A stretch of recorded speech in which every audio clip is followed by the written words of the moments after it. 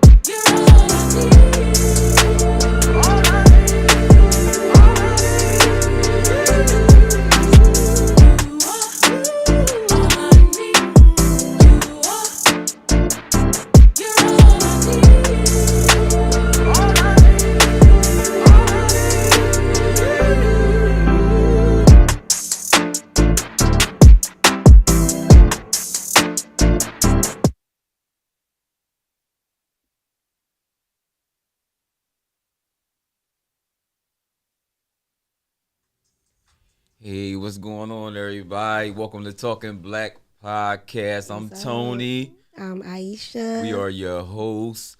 We apologize. Me specifically, I apologize for our absence last week. We know y'all was waiting for us. Some unforeseen circumstances. Well, we back this week, so we gonna get into it. What is our topic? Let's get into it. So before I give y'all a topic, right? Mm-hmm.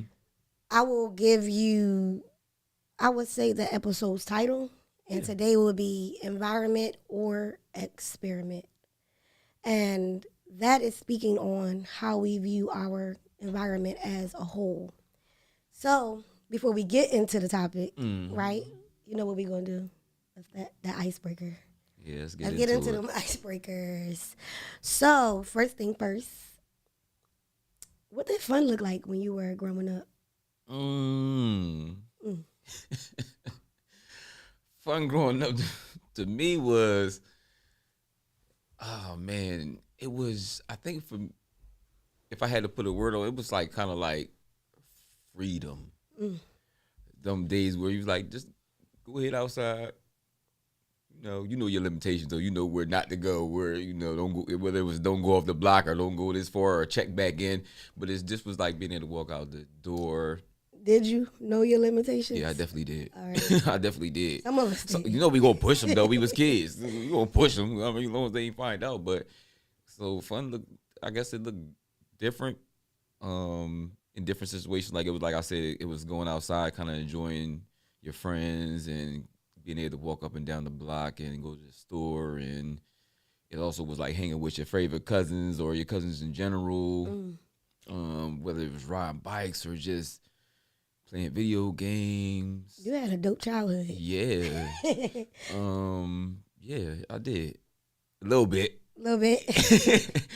Yeah, so that's a short answer, yeah. For me, fun growing up, right? It looked like walking from the west side to the east side. It looked like meeting your friends in the closest hood. It looked like playing catch. It looked like double dutch. I miss double dutch. These days you can't even buy a jump rope. you got to buy it off of Amazon or something. And if we do know where it is, yo, tell me where I could buy a jump rope from today so I can go pick it up from whichever store. You gonna do like back in the day, go buy old phone cable. Yo. No, the clothes. Yeah, the clothesline. Yeah. Exact. I didn't even think like that. Yep. Fun looked like, I said looked it. Fun looked like, it looked like just laughing, going, man, stepping off that porch was a different type of fun, but I ain't gonna go that. I ain't gonna go that route. That fun, stepping off that porch. Right, Absolutely. So moving on. What did you think was normal growing up, but later it wasn't? You realized that it wasn't. It's probably a bunch of things. What's up, Mel? Mel, I don't know, trouble my mind. All right. It probably was a couple of things, but I'm just gonna stick to one so we can keep it moving. Things that I thought were normal growing up, but realized they weren't. Wow. I think probably substance use. When you were young, like how young did you realize what substance use? What I mean by normal was it was common. People used it. Yeah, like openly. You know, I don't know, depending on your family dynamics and what you was exposed to. Like I seen Domino's game. Yeah, family members and stuff indulge in, open use of whether it was abusing alcohol or whether it was abusing drugs. I just thought it was like, it was something that everybody dealt with it, and it became like a, just deal with it, or it's a normality. But I realized that it's not I got older. I think I'm gonna go a little deep. Go ahead. I feel like what I used to think was normal was, utilizing the words and the phrases that made the black community look good, right? Ghetto, nigga. I don't like that word now. Like, when I got older, I'm like, how we make nigger look so good? I mean, if somebody want to communicate that with me, then I'm willing to listen. But that's something that I feel like was so normal, and calling each other I'm gonna say it, bitches, punk asses, things like that. Excuse my language. Was normal. Mm-hmm. Like in the hood, like you talking crazy, not realizing that you like, how they say, women like, what is it, demasculate? What is it? Emasculate. Yeah. Men do the same thing to men. So I thought that was normal until now. You call a dude a certain name, it's a problem. Mm-hmm. But, and it happens on both sides. Like women, they be like, "Oh, that's my bitch." Yeah. I'm like, okay. Like, so why you don't want me call you it then? If you comfortable with calling you, good old double standards, right? Yeah, this is the same thing. I don't want the nobody Caucasian calling me a nigga, but my nigga. Yeah, you my nigga. So they ain't saying nigger. They saying the too. Yeah, they say they cool. Yeah. What's up, my nigga? Or the ones that live in the city. They don't mean, is it okay for them to do it because they hang around y'all? I mean, but I learned to take a lot of this is a sidebar, I guess, but just a little bit deeper into that. I learned to not take a lot of things to that capacity personal, because you got to identify how people was raised or how they was like, listen, that's what you want to do, then. We just dressed up a lot of words and phrases and made them look good. But still, we made them normal. Like, and it's a lot of, things that became normal that is just wild. Mm-hmm. But, I mean, that's going to take us into what the episode is truly about. So, when we speak on our environment, right, it will not always look good. It will not always sound good. I mean, but to be honest, in order to get an outcome, you first got to speak on the problem. Mm-hmm. Then you understand it, looking for a solution, and then you will see the light at the end of the tunnel, meaning the outcome. So today, let's come as we walk through our point of view of our environment and how we can open the doors to a new way of living. Yeah. One person at a time. Because if it don't touch 2, 3, or 4, it is what it is. Absolutely. touching one is And I just good want to, enough. while you're getting that together, I just want to give the definition of environment, Okay. so we can get a, so you can kind of put it into the equation when you think about this.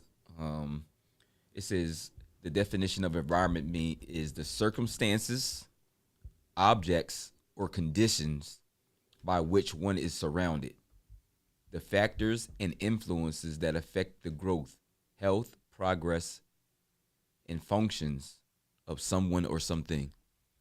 Okay. So that's the definition. Right. So the core idea of this episode is to truly like dive deep into what we really believe our environment is like. You know, no hassles, but just go as deep as you want to. The first question I want to ask to you and to whoever's watching, thanks for watching, everybody. That's one. Is how would you describe your childhood environment now? Ooh. My childhood environment is varied. I guess I had segments or stages or whatever, however you want to call them. It varied. No, like how do you look at it today? Oh, today? Look, because we already went how we feel like it was when we was younger. But if you look at your environment, take a step back and look at it. What does In present day. like, yes, what do you see? It's always going to be the same. For me, it's layers to that. I believe the first environment starts within yourself. You want to make sure that your environment, meaning your perspective, how you think, how you respond, the condition of your heart. That's the first environment. And then I believe it's your household, because that's the first environment, you wake up to, your household. How do you see that? How do you maintain that? And then of course it's your neighborhood. And then it goes on and on and on, your connections, your relationships. And so for that, I'll say, how do I view my environment now? I view it currently is my inner environment is cleansing, revamping, restructuring. I'm in a phase where inwardly I'm kind of on a reset and kind of getting back to who I want to be and who I was, and that version of myself that I admired. Externally, my environment looks peaceful. So I love all of that. But I guess my question is, how do you view Chester? Oh, see, because I don't live in Chester. I mean, you step off I'm that. very familiar with it. You step off that. Wherever you coming out of, you get out that door and you step here. You be here. You be in these environments. You deal with people from here. Like, how do you view it? Because I don't live here either anymore. But this is where I'm from. Yeah, absolutely. This is where I'm from. Born in Crozier. My environment in regards to the city is I have mixed feelings about the environment. As someone that didn't necessarily go, I never went to school in Chester. So I was born in Chester. I spent a lot of time. I was here a lot, like weekends, summertime, stuff like that. But I didn't go to school in Chester, so I didn't have a lot of relationships outside of family and like some friends and stuff like that. But it was growing up. It was negative. It was negative. As I grew older, and I'm talking about like my late 20s, early 30s, my perspective of Chester shifted. Because like, even though I was here, it was just like, I didn't really, like I said, I'm not going to go Really too dig much deep. into Yeah, it, yeah. but it wasn't as positive as it is now. And then as I started to grow into, being down here more and kind of like developing friendships and connecting with people, not just on the surface level, my view on it kind of changed, and it was just like, you know what? It's some dope people in Chester. Okay. It's some It's dope some things real dope going people in on. Chester. Like, it's really like, it's not all bad. It's not all this and that. And so somebody, like I said, I'm from here, but from the outside, growing up from the outside looking in, it's kind of shifted from negative to now it's just like, you know what? I love I love where I'm from. I love my city, and it's not all bad. But I had to grow to that point I have it a little bit more detailed on how I feel about the I know environment. you would. So when I asked myself that question, right, how do I view my environment? Now, before I go into this, I want people to know that yes, I'm going to point out, the bad, the good, and the indifferent. Like, so when I thought about it, right, I said I view our city as a box of crayons. So when I asked myself how I described my childhood environment, and I wrote this down because I needed to get it all out. Get it out. I say that it was like a box of crayons, not a full rainbow, not every color equally used, just the ones that told our story. You had 10, that's those quiet, softer moments, right? Those good parts that we don't always talk about enough. The love, the laughter, the resilience, that's held us together in totality, like, karaoke, the black parties in the city of Chester. And I choose 10 because that is the lighter version of black, right? And then I say, then you got brown. Not perfect, not grounded. The everyday reality, that strength of survival, a big one. The parts of the community that we're building, even when no one is watching. These are the companies, the businesses, the entrepreneurships that people are creating positive things, but you're not seeing it because the light is not shining there. And then you got the black. And black happens to be the darkest color in a box of crayons. And black happens to be what we call ourselves. We're black people, right? We don't call ourselves African Americans. We say I'm black, right? Black wasn't just a color.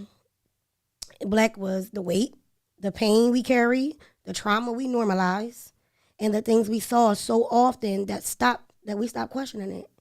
Those things that we believe that is normal, that is not normal. The issue isn't that these colors exist. The issue is which ones get highlighted. We have so much good things, but the bad things are always the talk of the city. And this is not because of the systems that were created. It's simply because of us, who we are. So the systems created the things for us as black people to dive into and be exactly what they wanted us to be. That's how I got here to the environment versus experiment. I look at us like we're an experiment. And we are allowing that experiment to become our reality. So, right? So it's like we took the box and only kept reaching for the same colors over and over again. So now the picture is people that sees us is just incomplete. We got all of these other colors in the box, right? Pink, blue, green, white. We don't use those colors. But as all of us are black people, we literally imagine putting black, brown, and tan in the same circle. It's dark. There's no brightness here because the dark overshadows the brightness. And that's how I look at our city. Look at that. That's how I look at our city. And so I love the way that was detailed. She definitely dove in deep. And that's why that's why we doing this thing together, because we gonna have different perspectives, but everything is gonna make sense. Exactly. And so now that you say that, I definitely can relate to that now that you broke it down. And it's always, and I think we're talking about our city, but we're talking about the deeper thing is that's black people in general. Absolutely. In every city, in every dimension of the world, it's always the negative things highlighted. That's what the news, prime example. Absolutely. The only thing is we call it our city. I don't care what goes on in Philadelphia. I don't even walk in Philadelphia. I don't know nothing about Philly. I come to Chester. My whole Facebook is Chester. I don't see anything outside of that. And when it's good, it's good. When it's good, it's good. But we see more bad. We see it all over our internet today. It's nothing but let's share and care for all of the bad things that's happening and all of the great environments and all of the great things that are happening in Chester. We don't share that stuff. This is me taking this and being honest with exactly what people are thinking and never saying. Because Absolutely. yes, we have so much love for our city and so much pride for our city, but do we? Do we actually? Yeah, we talking black. And I'm ready to talk back, right? Absolutely. So, the segment, say it again, it is labels and statistics. As we know, in our environments, they are big on statistics. In every black environment, they are big on statistics. And what we don't know is how statistics are created. Would you like to look that up? How they are created. Yes. Statistics specifically in the black communities. So as he go through that, I'm going to give you a couple of statistics. Black Americans experience poverty at roughly 18 to 20% compared to the 8 to 10% of white Americans. Education gaps. Schools serving majority black students receive $2,000 to $2,500 less per student than the majority of white districts. Single parent households, that's a big one in our city. Around 65 to 70% of black children are raised in a single parent household, not specifically woman or man, both. Incarceration rates. Black African Americans are incarcerated at about 5 times the rate of white Americans. In the wealth gaps, a median white household is about 6 to 8 times more wealth than a median black household. In the community, the terms ghetto, hood, at risk of disproportionately used in the black community, regardless of the full context or the lived experiences. These are things that they come into one room and put together numbers, and then they have these statistics. So how do you? It says Statistics. statistics I know statistics. regarding the black community are generated through government data, which is census, FBI, academic research, and community-based initiatives like neighborhood, watches. I don't know how you get. Do you see that? Watches like what? Who watching? Who? Exactly. You that first word was what? They measure key factors such as education, income, health, using surveys and data. The figures are increasingly used to track social health and combat disparities. Disparities, right? Yeah. So with that, like you see how your face is like what the Like what? like do statistics reflect truth or does it shape a narrative? What do you think? It's crazy. Do you see how they come up with this? Yeah. Because that's just like saying everybody what do y'all that's confusing to me. It's Like, because confusing. everybody don't even like Would you like me to partake elaborate? in those things. Would you like me to Yeah, elaborate? because I don't know nothing about none of that. With the way they come up with statistics in the schools, right? From schools. These are from grades. These are from when they are giving the PSAs and things like that. The grades from the kids, right? How could you come up with a number on a system that you created our kids to fail from? How is that even possible? Of course, our children are going to the prison, the pipeline. Of course, y'all planted it. Right? The education is not given to the kids to be able to score right. That's exactly how they set it up. So There's it's no not kid about left behind. no kid left behind. Exactly how they setting it up for children to feel like they don't have to work at a certain rate, and for the teachers also. And a lot of our teachers in our schools are black, right? What are we doing? What are we doing to help them more? This is the environment that they planted an experiment on. Yeah, but and then what I think about when you say that, but then you graduate with the mindset of I've done enough, and when you go into the work world, Right. Now you see. Or go to college. Yeah. When you be like, yo. It's overwhelming. And then you give up and then you go here sell drugs or you go do whatever or you just settle for low range, job like fast food or something like that. I'm not saying nothing wrong with fast food. Nothing wrong. But what I'm saying is they definitely line it up where as though you settle. Right. And the next question is to be, who benefits from these labels? Who benefits from these labels? Not us. Right? It's like we always say the systems, right? But if we know the systems and we know what they're putting into our communities, how could we not fight with what we know? They're not pushing back. That's like knowing that the you like coffee, right? Mm-hmm. You know that you like three sugars, 3 caramels, right? If the person put 2 caramels in your drink, can you taste it? Mm-hmm. What you gonna do? Ask for another one. I need my extra pump. Like, but we'll do that for us, right? But in the community, are we working that way with each other? That's the big question, because yes, the systems are created. They are placed there. Yes, they did it to attack us. But are we actually falling for the attack? Absolutely. That's what settling is. I'm okay with this. Nelly emoji. I'm okay with the narrative. Exactly. So with that is like, what's missing from, if you see the statistics, the most of it, what's missing from the conversation of that? It spoke on the census, right? Mm-hmm. Have you ever seen the census? Do you know how? That's what I'm saying. That's why I was confused. I'm like, what? I ain't never partaken in none of that. It's this paper that goes around in the mail. Yeah. And you have to fill it out and send it back. So if I'm just using a block. If there are, because I used to get the census when I lived on West Fifth Street. And if you get it, there's a block of, let me say, 50 houses. And 3 of us might have filled that out. And on the next block, another 2.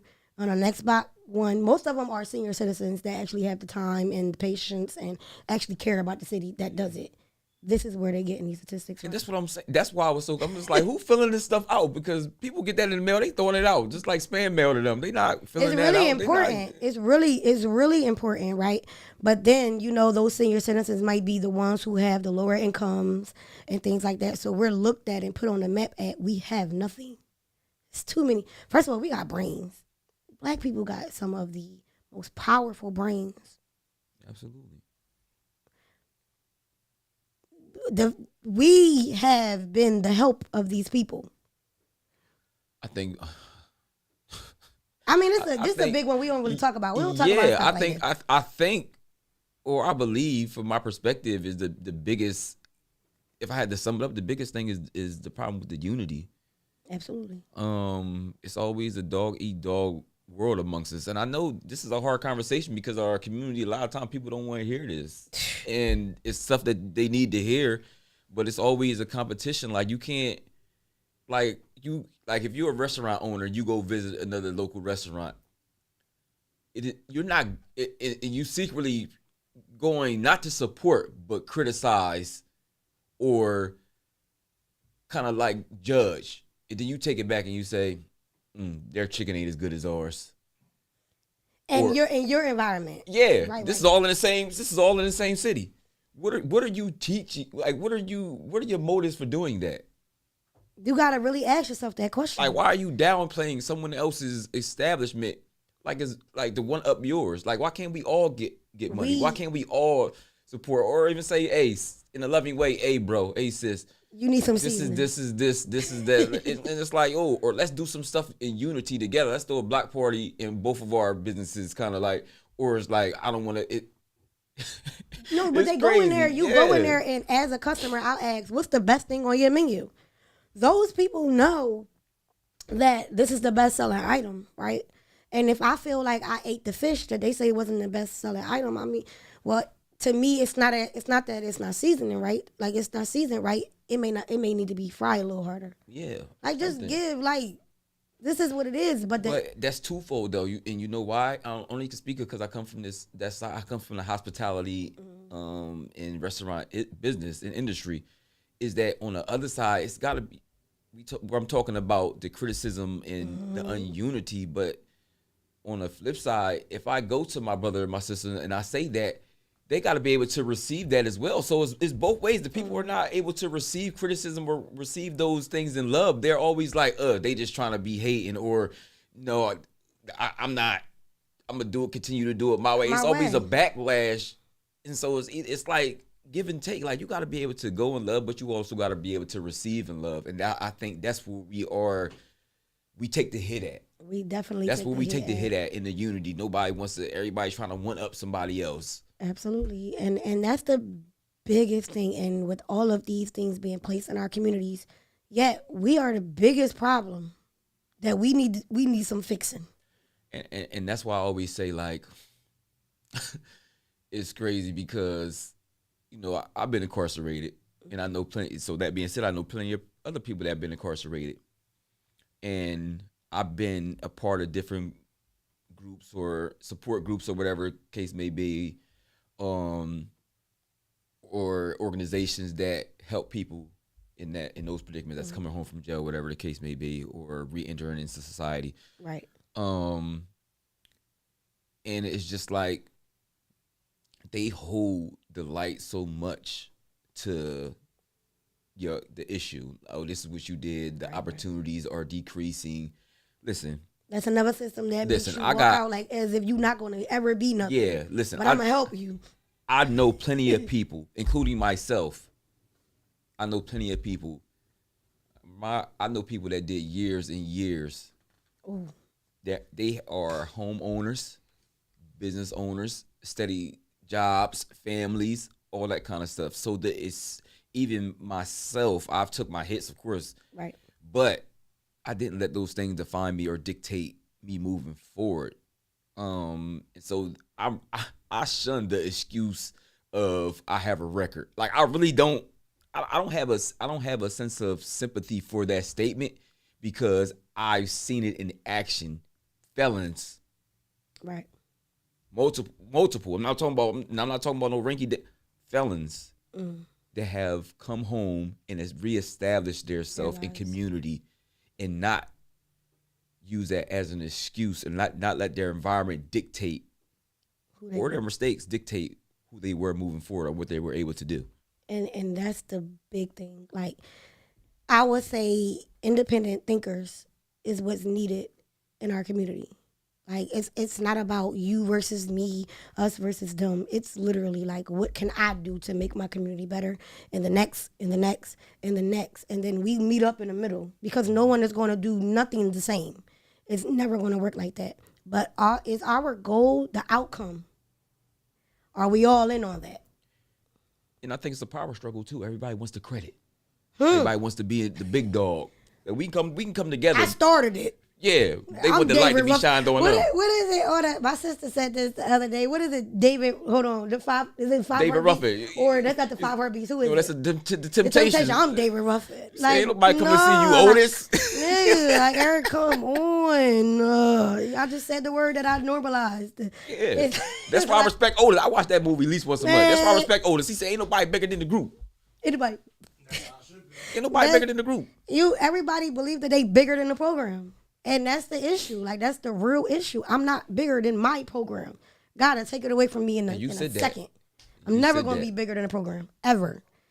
And now with that, like, right, let's not forget about these statistics, right? Mm-hmm. A lot of times they are us against the white folks, not any other race. So even in our communities, how we come at, other communities aren't like this. The Spanish people, the Indians, the Arabs, they not like this. Well, guess what? They coming in and buying y'all blocks. They're buying y'all blocks because y'all can't buy y'all blocks because y'all don't want to put y'all minds in it, and they are buying our blocks. Yeah, they're not like this. And I say that they're not adding it to statistics. I'll say that on social media a handful of times, maybe not in the, but through the course of a couple of years or whatever the case may be. It's just that, especially like recently. And I know we've talked about this personally. Like, you don't see, even if, okay, say they do have the same kind of arguments and debates and all that kind of stuff, they not broadcasting it. Mm-mm. But us as a people, we're broadcasting everything. It's always a gender war or like trying to up one. Black women is this, black men is that. You're all doing it. Nobody, it's always a blame shift. It's no responsibility taken. It's no like, okay, where's the conversation about fixing it, about coming to a resolution. It's always pointing a finger, like, and it's like, it's sickening on social media. Like, it's always a debate amongst our people. And our environment don't even understand that they're not even included in these statistics. They're not included in that. So when we hear these numbers, right, when we hear these numbers, we should always ask, is what being measured and what is being left out? Like, what is being measured? Like, what are we being measured against and what is being left out? I think you already said it. We're being measured against the negative. Absolutely. And the positive is being left out. Like I said, I fell in love with Chester because I experienced it. Absolutely. And so, like I said, it's everywhere. plenty of people in places that I love I've never really indulged in. Like I said, my teens and 20s really until I got later in my 20s. And it's just like, it's a lot of positive. And I tell my boy that, my Reggie, I tell Reggie and Marty, I said, yo, specifically Reggie, I said, yo, bro, because that's my bro. I said, yo, you don't know what this does for the city. Like, this is a sense of unity. Like, people look forward to this. Right. And he's so humble. He's not bigger than like you said, he's not bigger than the program. But those things, they're not highlighting. You don't see no reporters coming down here trying to see what's going on. What's this thing that's been happening in Chester for the past 3-4 years that's been so positive? Ain't never been no shootings. Ain't never been no major complaint. Like, what is this? A big park was built. Yeah. With that, yes, because we are going to move on. But I feel like we hit a lot of the things that we were going to talk about.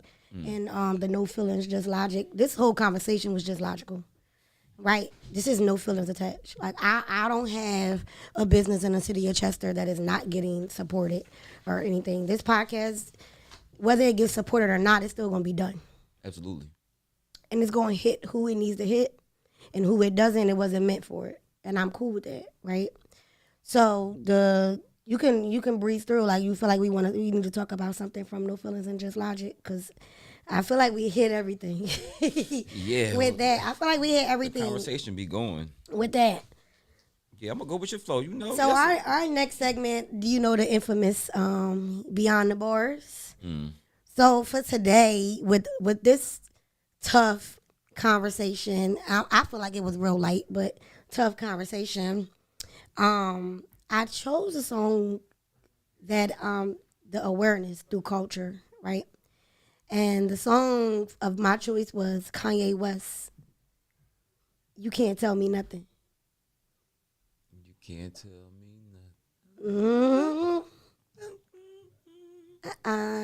Wait till I get my money, right?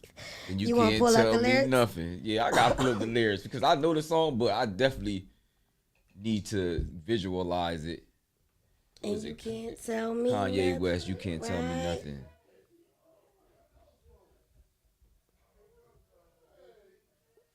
So why he's pulling that up?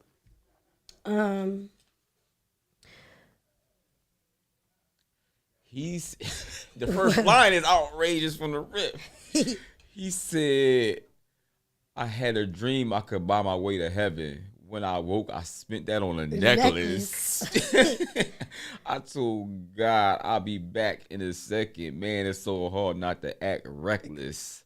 To whom much is given, much is tested. Get arrested, guess until he gets the message. Read that back again. Yo, Read that line popped out. Get arrested, guess until he gets the message. That's what they.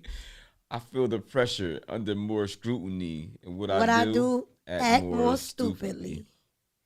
That first verse right there tells. The first thing he said, he had a dream. He said he had a dream. He was what? He said he had a dream he could buy his way to heaven. Woke up and then he spent it on a necklace. Like, we have big dreams, right? But as soon as we put in a position to do so, the reality sets in. The reality of our community, or what we believe we can be, or what we want to be, but everybody's stopping us and the hating. I wonder if people really feel the heat when someone is hating on them, or do they really understand when we are putting their backs against the wall? What do y'all think they feel like? Like, even with the jail, like, I guess until they what? We said, I guess until they Or is it, I guess until they get the message. They get the message. These men are getting arrested for years on a drug, right? But the things that are not, they're not going to jail for many of years in the world for things that have taken someone's life. Like literally like child molestation. If we want to go further with that, you get about 3 years for that. That's somebody's life. Many people that I know went to jail for 28, 30 years for drugs. These same things they're planning in our communities to take them away from our families. But yeah, we're going to give them to you, so we got an excuse to take your freedom. I'm going to take your freedom, but this is the thing. The thing is, why do we allow it? Why are we giving into this? The environment is messed up, though. Like, poverty, not having money will have people doing all types of stuff. Then you have to take care of your family. But my question to a person who chose that versus going to get a job, did you have a choice? You mean, here we go. Yeah. It's the hard. I love us because we're going to talk about the hard things, right? You definitely have a choice. You definitely have a choice. And whatever your environment, I think I've experienced both. I've experienced being an experiment. Like, of course, because I've been in situations, and I've also been incarcerated, like I said before, and you'll hear me say plenty of times because it'll come up. But it's one thing that I said that I wouldn't let grab me as an adult, and that was the distribution of illegal drugs. Right? Mm-hmm. I seen what it did in my family. So I had a choice. I was put in situations where I could have sold drugs. I could have. Mm-hmm. I ain't going to go what avenue, but I definitely could have been put in that situation. Or I could have chose that, rather, because I was put in a situation. I could have chose that, but I chose not to. But it was how I was affected by that growing up. And I never want to be a reason why somebody else's family is going through that. And I'm going to take the heat off y'all men, because the thing about the women in the environment are that the parts that we're buying into that system is having children.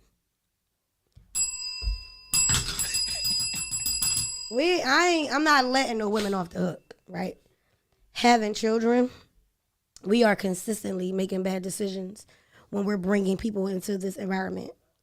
We are consistently making bad decisions when we're choosing the type of people we choose to have children by. We are consistently making bad decisions when we know the person that we are having a child by is not ready. The systems that they created, the child support system, the welfare system, the Section 8 system, while everybody is around here like, oh, everybody getting Section 8 and stand on it, it's not even about that. It's about understanding when you get these systems, how to utilize it. We are consistently allowing ourselves to even allow people up in our houses while we're not even creating the plans to create impact in those houses. Because don't get me wrong, being on Section 8 and welfare is not a problem. The problem is staying on it. That's the real problem. And outside of that, almost everybody has been around, known somebody who has received a food stamp or something. Your best friend may be receiving food stamps. That doesn't make people less than. The problem is we are buying into the system to not work with how we supposed to work with that. Yeah, getting content. We're very develop content. A plan with getting off of that. It's really progressing. We're buying into these systems, and the men, they choose the drugs, and so they get the mass incarcerations. And the women is the reason why, the systems, the welfare system is being used a lot. And not saying that we're the problem when it comes to child support, because would you be on child support if you had someone that was taking care of their child? But a lot of them are incarcerated, maybe going, literally like going out of their kids' life, can't find them, nothing. You got to do what you have to do. But these systems are created for us to fall in a trap. These type of conversations is a lot for me because honestly, I'm like baffled that we even have to have these conversations consistently. And it's more so of a real you versus me, male versus female. And it's real big in our communities because guess what? There's not a high rate of marriages in the city of Chester. There's not a high rate of families staying together in the city of Chester. So whoever I'm speaking to, I'm talking to you. I'm talking to you. Whether you like it or not, we need to hear it and we need to fix it. Would you like to use another lyrics? Because I know it's a lot of stuff in there. Yeah, I was looking. I was just like, I'm gonna They go think down Kanye a little West is bit. crazy. It says Like, no. he be talking. He said, "Let that man get past. He don't even stop to get gas. If he can move through the rumors, he can drive off of fumes." That to me, If that he says can move off the rumors, he can drive through the fumes. That's the ego. Exactly. We allowing our egos to get the best of us, and we stopping mid greatness just to check somebody. Or to worry about whether something, and I'm saying it to people who are posting the fact that people are hating on them and posting just to get, validation. That's who Kanye's talking to. And then I just want to say this last one too. And he says, "How we move in a room full of no's, how you stay faithful in a room full of hoes." How what? It says, "How we move in a room full of no's." How we move in a room full of no's is how we stay faithful in a room full of hoes. We stay faithful in a room full of hoes. You can't. Exactly. Exactly. You can't. People can't. If everybody I go to is telling me no, that means if I don't have the support I need, I can't go where I need to go. Everybody's trying to be so self-sufficient without unity and coming together. And everybody want to be able to say, I did this. I'm proud to say none of my kids would have turned out to be the kids they are. Because I got two older ones, like I said, who they are now, just by me solely. Their moms play a big part. Their support system play a big part. The schools that were decided they were chosen to go into played a big part. Their teachers played a big part. Outside of that, let's start from the beginning. Without the doctor that helped deliver your baby, it was not a doctor, it's a doula, it's somebody. Yeah, because I had to do it. Did you do that by yourself? When it comes down to you buying your first apartment, that person who accepted your application, that person did something for you. That person that you got a car off the lot, that person worked some numbers for you. Then that job that you went on the interview for, you sat in the interview, but that person gave you a chance. You ain't do nothing by yourself. And that, again, you not bigger than the program. I want to know a business that someone created that didn't need customers to expand. Yeah. Even if you are an artist, you still need someone to buy that. Now, if you're doing it for fun, then that's different. For you to be an artist that sells your art, someone has to buy it. You're not bigger than your program. I don't care if you make the hottest sneak. If someone's not wearing it, your program is small. Because you really think you could do things by yourself. None of us can. And that's why you hear so many people in the industry think they're fans first. They say, I know it's cliche, but they think they're God, and they also that's the first two people they think they're God, and they think they're supporters. They will say it. I'm God. I am a God. Yeah. Well, when someone say that to me, I will listen, but I'm gonna go blank. I'm gonna go discontinue. Yeah, I'm gonna go blank. Whew, wait till I get my money right. He said, then you can't tell me nothing, right? Excuse me. Is you saying something? You can't tell me nothing. Nobody want to hear nothing. We don't want to hear nothing. We not really listening. And it's okay being y'all. It's not to say that it's not okay being or a great thing to be your own boss, Absolutely. But know that you did not come out the womb as a boss. Not even that. Be your own boss, because you definitely got to boss up within yourself, right? Mm-hmm. But don't ever forget that once you get there, those people that you're going to have to extend yourself to is going to help you move further. Mm-hmm. That's it. Once you boss up enough to sell that product or to become that person, someone has to put you on that stage to be that motivational speaker. Mm-hmm. You know what I'm saying? You got to sell out the crowd to people. Yeah, I don't care how good Usher and Chris Brown sing, right? If nobody ain't discover them, if people wasn't viewing there, whatever. If people wasn't, I'm talking not. We talking about currently. I'm talking about back in the day. Even like Justin Bieber, Justin Bieber was making YouTube videos, right? Somebody had to notice him. Like Usher's still getting paid off of people coming to see him. If they didn't love him the way they did, absolutely, the arenas wouldn't be sold out.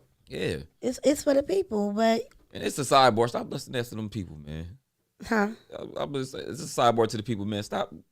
They just people, man. They definitely they just people with amazing talent. Yeah, They that's people all. with amazing talent, and I love them for that because they took their talent and they went forward with it, and they actually got to exactly where Chris Brown been through a whole lot.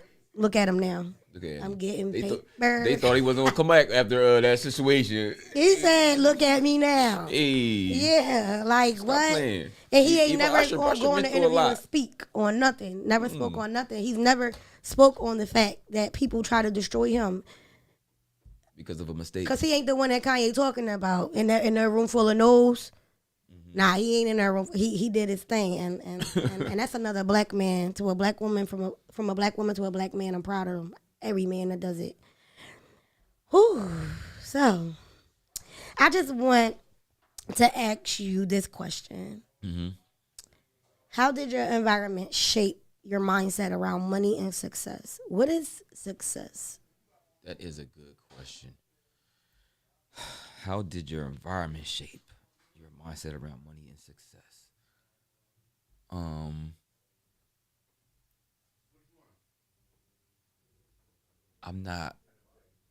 I'm big on quality of life. I'm not a big monetary, like I believe you want and you need certain things as far as monetary value, like money, of course, to make a living and to do certain things in life. Of course, everybody need. And so, but I never had a desire to be rich. Like I've never had that desire. Like, oh man, you know, we all had those conversations here and there. Like, oh, I won a lottery and all that kind of stuff. But even in that, because of my environment and how I grew up and seeing certain things, and I'm not just saying this because I'm on camera. This is truly how I think. Right. Is when that mindset, oh, if I win the lottery, my mind automatically goes to I'm gonna make sure all my peoples is good. When I'm saying my peoples, I mean my immediate, like I'm talking about my siblings, my parents, my aunts, like all the people that supported me. Will help you grow. Yeah, all pastors, whatever the case may be, whoever is, I'm gonna make sure they straight. I'm gonna open up some businesses and I'm gonna chill, but my people definitely gonna be straight. I don't need to sit on that kind of money. What am I doing?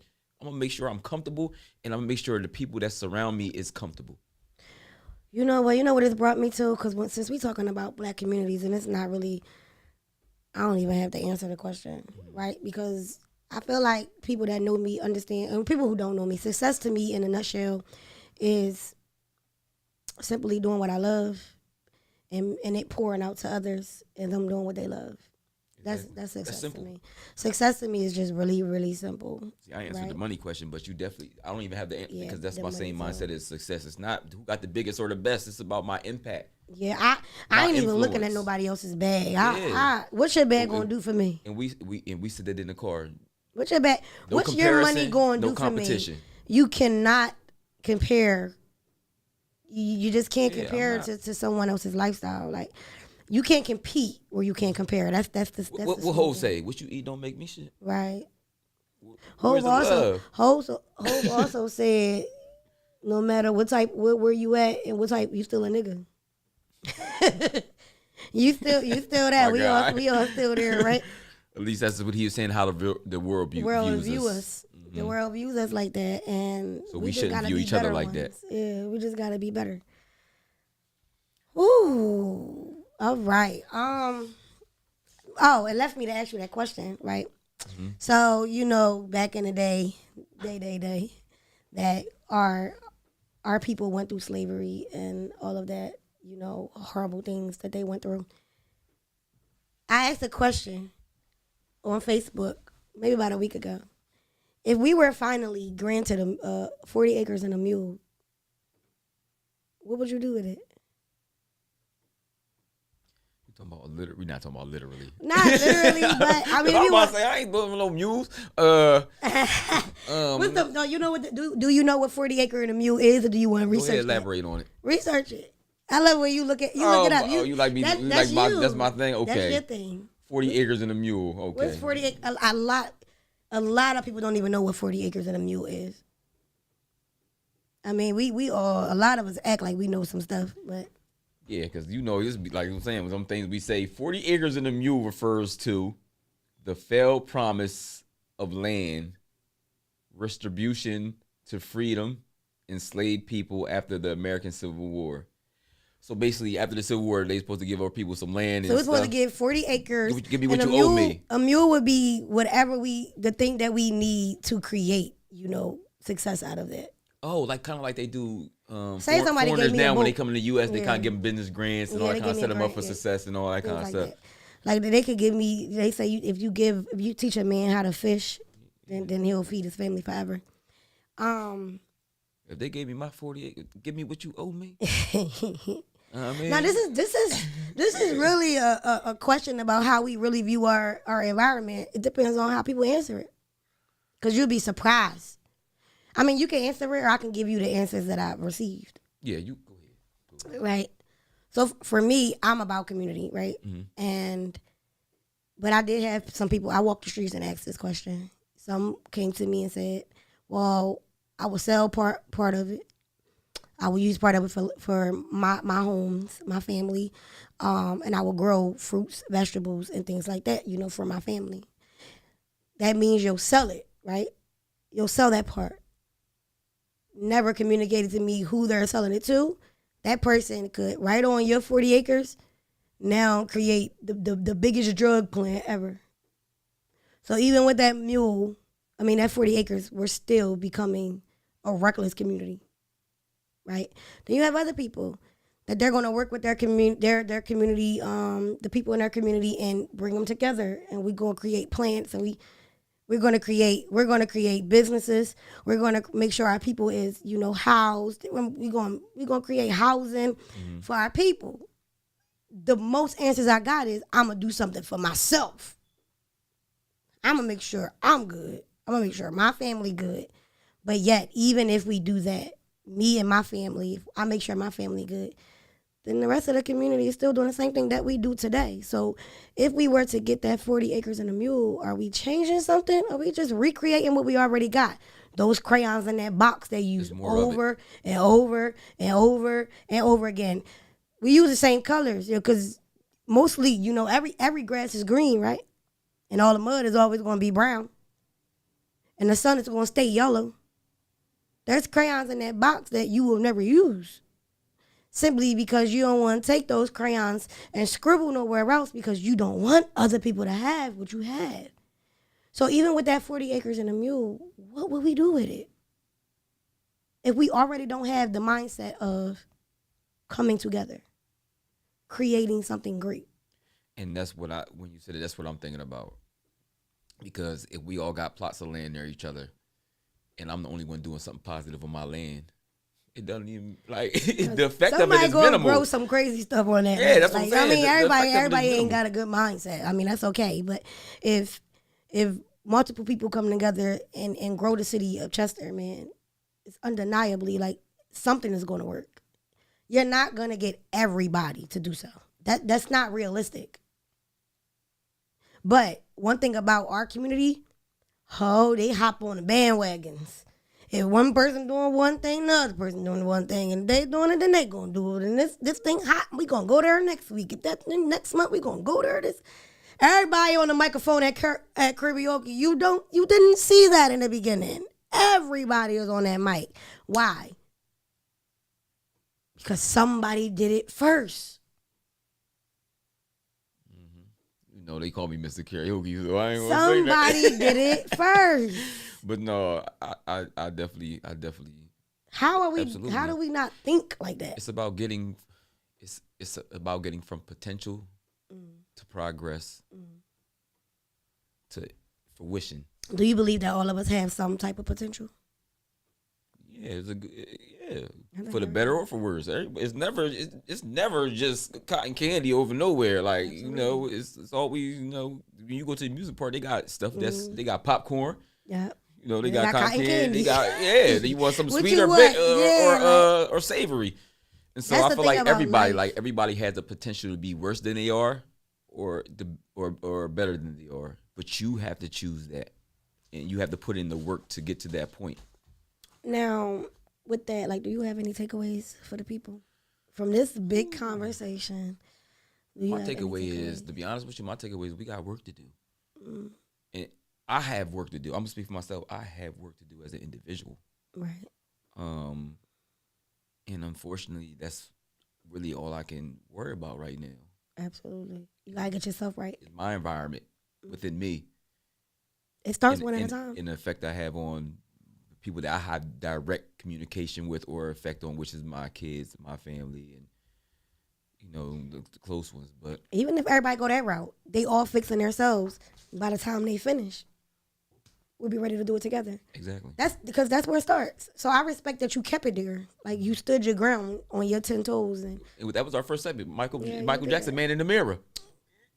Everything will come together. That segment got you rolling on one. Uh-huh. Right. And for me, I love to give little things that you can do, take away and go home and do right. So I was talking to someone yesterday about taking 2 words, because I just turned 35, right?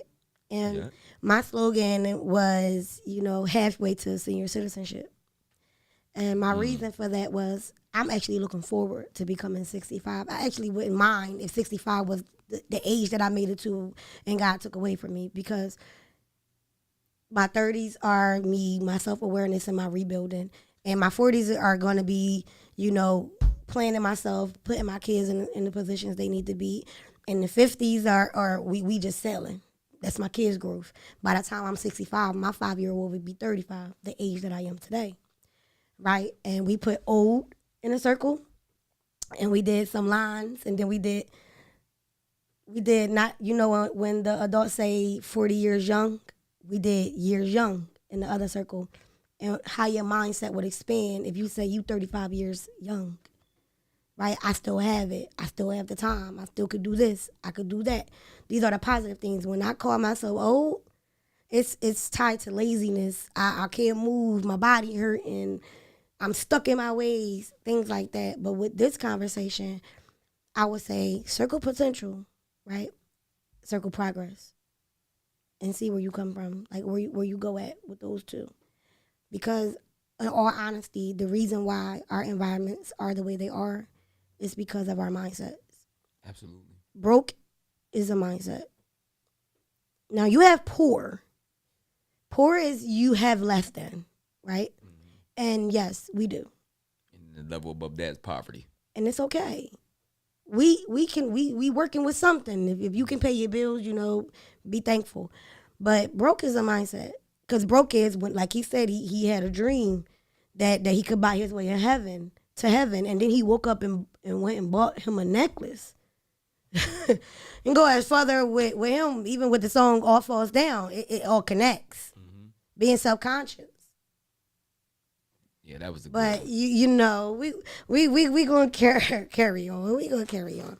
With that being said, I want to thank everybody who tuned in, and for the people that's going to tune in, this week, next week, maybe 3 months when you see that we hit. But just remember, no matter who watches, it's still going to happen. Absolutely. It's still going to happen.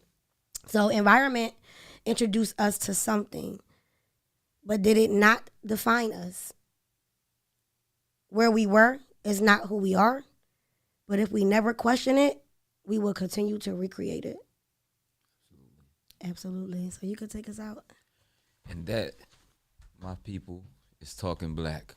Because if you talking black, we talking back. all right now.